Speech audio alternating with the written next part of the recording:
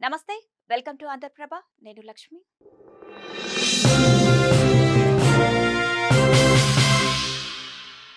जीना है तो मरना सीखो कदम कदम पर लड़ना सीखो లాల్ సలాం విప్లవం వర్ధిల్లాలి ఇది 45 ఏళ్లుగా దండకారణ్యంలో మారుమోగిన నినాదం ఇప్పుడు జీనా హేతో లొంగిపో లేదా చచ్చిపోతావు మాజీ విప్లవకారుల సైరన్ హోరు ఇంతకాలం ఆదివాసీల గుండెల్లో అంబలి తాగారు అడవిలో ఆకులు అలములు తిన్నారు ఆకలిని తరిమి కొట్టారు దోపిడీ వ్యవస్థపై గన్ను ఎక్కుపెట్టి తాడిత పీడిత జనం విముక్తి కోసం వాగుల్లో వంకల్లో దూకారు కొండలెక్కి అలుపు సొలుపును జయించారు జనం లేని చోట ఈ తుపాకీ ఘర్షణలు వద్దంటూ తమ భుజాన ఆయుధాలను సమర్పించి సలాం కొట్టినోళ్లు కోవట్టులనే పేరును సంపాదిస్తే విప్లవం చావదు మేం లేకున్నా సాయుధ పోరాట సిద్ధాంతం చావదు అంటూ వయోవృద్ధ దశలో మరో జంట జనం బాట పట్టింది బతుకు మా జన్మ హక్కు ఆయుధం మా సొంతం పోరాటం మా సహజత్వం అని దండకారణ్యంలో ఆదివాసులు తమ గళం విప్పారు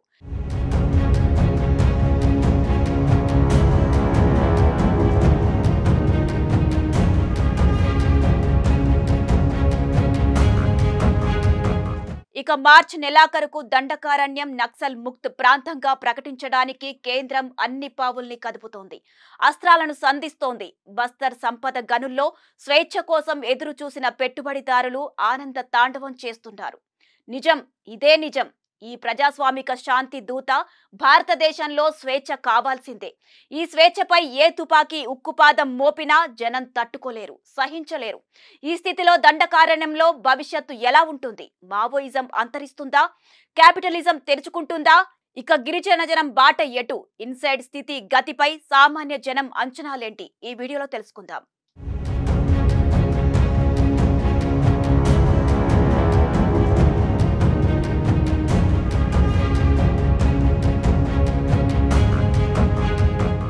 దండకారణ్యంలో కేంద్ర ప్రభుత్వం చేపట్టిన కగార్ ఆపరేషన్ లో ఎంతమంది మావోయిస్టులు మృతి చెందారు ఎంతమంది లొంగిపోయారు ఇంకా ఎంతమంది మిగిలున్నారు అనే విషయాలను కాసేపు పక్కన పెడితే సాయుధ పోరాటాన్ని వ్యతిరేకిస్తున్న మావోయిస్టు పార్టీ కీలక నేతలు మల్లోజుల వేణుగోపాలరావు తక్కెళ్లపల్లి వాసుదేవరావు తమ ముఠాతో సహా లొంగిపోయారు 2025 అక్టోబర్ 15న మల్లోజుల వేణుగోపాలరావు తన అనుచరులు 62 మందితో గడ్చిరోలిలో మహారాష్ట్ర సీఎం ఫడ్నవీస్ ఎదుట లొంగిపోయారు 54 ఆయుధాలు అప్పగించారు మరో 2 రోజులకే అంటే 2025 అక్టోబర్ 17న 208 మంది క్యాడర్తో తక్కెళ్లపల్లి వాసుదేవరావు లొంగిపోయారు ఇందులో 110 మంది మహిళలు ఉన్నారు ఈ మహిళలే అంగరక్షకులరి మరో కథనం కూడా ఉంది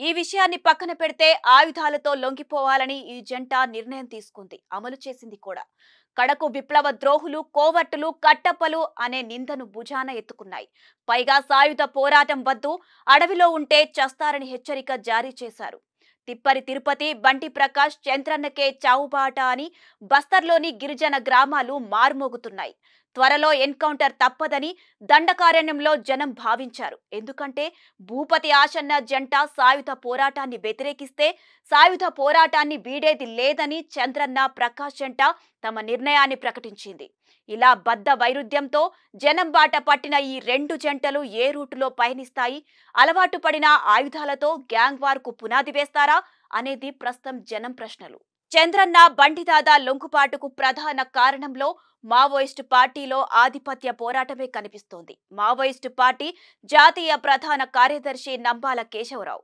మరో కీలక నేత సుధాకర్ ఎన్కౌంటర్ వెనుక కోవర్ట్ ఆపరేషన్ ఉందనేది మావోయిస్టు పార్టీలో అంతర్గత భావన ఇక పార్టీ పగ్గాలను ఎవరికి అప్పగిస్తారో అర్థం కాని ప్రశ్న పోలిట్ బ్యూరో సభ్యుడు మల్లోజుల పార్టీ నిర్ణయాలను వ్యతిరేకిస్తున్నారు దీనికి తోడు ఆయన భార్య తారక్క మహారాష్ట్ర పోలీసుల ముందు లొంగిపోయారు ఈ స్థితిలో కేంద్ర కమిటీ భూపతిపై అనుమానం పెంచుకుంది ఇక కీలక నేత కేశవరావు ఎన్కౌంటర్ కోవర్ట్ ఆపరేషన్ గా గుర్తించింది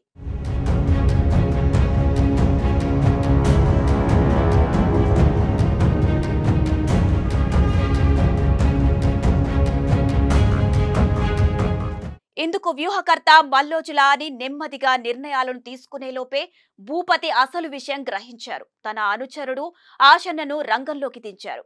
ఇది మావోయిస్టుల లోపాయికారి కథనం. ఇక తిరుపతిని చంద్రన్నను లేపేటానికే ప్లాన్ సిద్ధం చేశారని, ఈలోపు షుగర్ వ్యాధితో బాధపడుతున్న బండి ప్రకాష్ ను జనంలోకి పంపించాలని కేంద్ర కమిటీ భావించినట్లు సమాచారం. అంటే వృద్ధ నేతల్ని బదిలించుకునే వ్యూహం తెర మీద కనిపిస్తోంది. కనీసం ప్రాణాలతో జనం మధ్య ఉండాలని ఆ పార్టీ నిర్ణయంగా ప్రచారం జరుగుతోంది. ఇటీవల జరిగిన కేంద్ర కమిటీ సమావేశంలో తిప్పరి తిరుపతికి జాతీయ ప్రధాన కార్యదర్శి బాధ్యతలు, మాడ్వి హిడ్మాకు మిలిటరీ చీఫ్ బాధ్యతలను అప్పగించినట్లు ప్రచారం జరుగుతోంది. ఇక కేంద్ర కమిటీ సభ్యుడు పుల్లూరి ప్రసాదరావు అలియాస్ శంకరన్న అలియాస్ చంద్రన్న, రాష్ట్ర కమిటీ సభ్యుడు బండి ప్రకాష్ అలియాస్ బండిదాదా తెలంగాణ డీజీపీ శివధర్ రెడ్డి సమక్షంలో లొంగిపోయారు. పుల్లూరి ప్రసాదరావు పేరిట 25 లక్షల రివార్డు, బండి ప్రకాష్ పేరిట 20 లక్షల రివార్డు ఉండగా ఆ మొత్తం డీడీలను డీజీపీ అందజేశారు.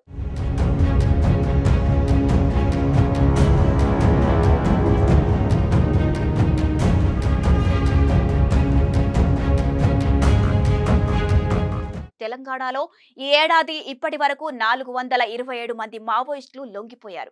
డీజీపీ కథనం ప్రకారం 2 కేంద్ర కమిటీ సభ్యులు, 8 మంది డివిజనల్ కమిటీ సభ్యులు, 35 మంది ఏరియా కమిటీ సభ్యులు ఉన్నారని తెలిపారు.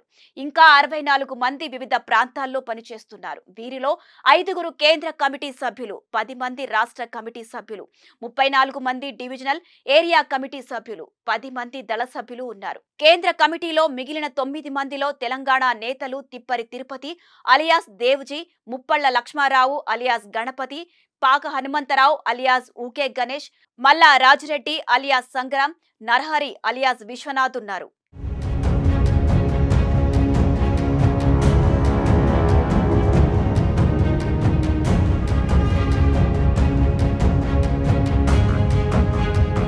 ఇక 45 ఏళ్లుగా మావోయిస్ట్ పార్టీలో కొనసాగిన పుల్లూరి ప్రసాదరావు అలియాస్ చంద్రన్న ఊరు పెద్దపల్లి జిల్లా బడ్కాపూర్.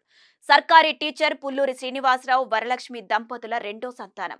1961లో జన్మించారు. 1979లో పెద్దపల్లి జూనియర్ కాలేజీలో ఇంటర్మీడియట్ చదువుతున్న సమయంలో పుల్లూరి శివప్రసాద్ పై రాడికల్ స్టూడెంట్ యూనియన్ ప్రభావం పడింది. అప్పటి ఆర్గనైజర్ దర్గా రాజలింగంతో కలిసి ఆర్ఎస్యూలో చేరారు. పీపుల్స్ వార్ సీనియర్ నేత కిషన్ జీకి కొరియర్ గా పనిచేశారు. హైదరాబాద్, కరీంనగర్ ప్రాంతాల్లో పనిచేస్తూ పీపుల్స్ వార్ లో కొండపల్లి సీతారామయ్య వర్గానికి సమాచారం చేరవేయటంలో ప్రసాదరావు కీలక పాత్ర పోషించారు. పీపుల్స్ వార్ మావోయిస్ట్ పార్టీగా మారిన తర్వాత సిర్పూర్, చెన్నూరు దళాల్లో చంద్రన్న పనిచేశారు. 1995లో రాష్ట్ర కమిటీ సభ్యుడిగా ఎన్నికయ్యారు. ఉత్తర తెలంగాణ స్పెషల్ జోనల్ కమిటీ, ఆ తరువాత తెలంగాణ రాష్ట్ర కమిటీగా మారిన పార్టీలో కేంద్ర కమిటీ సభ్యుడిగా బాధ్యతలు స్వీకరించారు.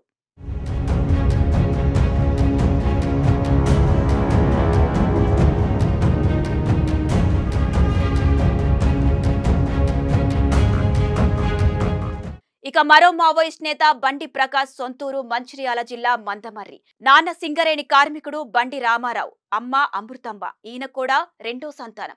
1984లో ఆర్ఎస్యూలో పనిచేస్తూ సింగరేణి కార్మిక సమాఖ్య ఆవిర్భావంతో మావోయిస్టు పార్టీలో చేరారు. తెలంగాణ రాష్ట్ర కమిటీ ప్రెస్ టీం ఇన్ఛార్జిగా, సింగరేణి కోల్ బెల్ట్ కమిటీ సభ్యుడిగా మావోయిస్టు పార్టీలో పలు కీలక బాధ్యతలు నిర్వహించారు. 1984లో పుల్లూరి ప్రసాదరావు ఆధ్వర్యంలో సిరిపూర్ సాయుధ దళంలో చేరారు. కొన్నాళ్లకే మావోయిస్టు పార్టీ దళం వీడి ఇంటికి చేరుకున్నారు. 1984లో ఏఐటియుసి నాయకుడు వీటి అబ్రహం హత్య కేసులో నిందితుడు కాగా మళ్లీ మావోయిస్ట్ పార్టీ అజ్ఞాతంలోకి చేరాడు. అప్పటి నుంచి మావోయిస్ట్ పార్టీలో కీలక బాధ్యతలు నిర్వహిస్తూ ప్రస్తుత నేత తిప్పరి తిరుపతికే మద్దతు తెలిపారు.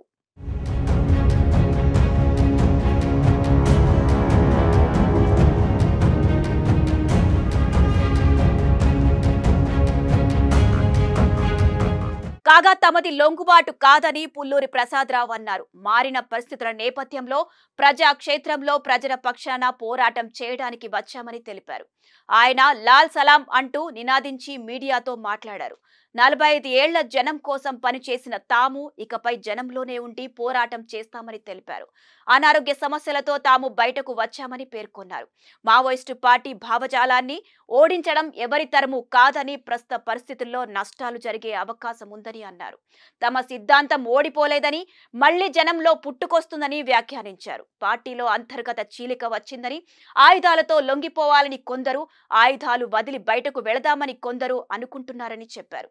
ఇందులో తమ పార్టీ కార్యదర్శి తిప్పరి తిరుపతి అలియాస్ దేవ్జీ పక్షానే తాము ఉంటామని, ఆయనకే తమ మద్దతు ఉంటుందని తెలిపారు. ఇటీవల ఆయుధాలతో లొంగిపోయిన మల్లోజుల వేణుగోపాల్ విధానాలకు తాము వ్యతిరేకిస్తున్నామని అన్నారు. మరికొన్ని రోజుల్లో తాము మీడియా సమావేశం ఏర్పాటు చేసి మావోయిస్టు పార్టీలో జరిగిన అంతర్మథనాన్ని ప్రజలకు వివరిస్తామని తెలిపారు.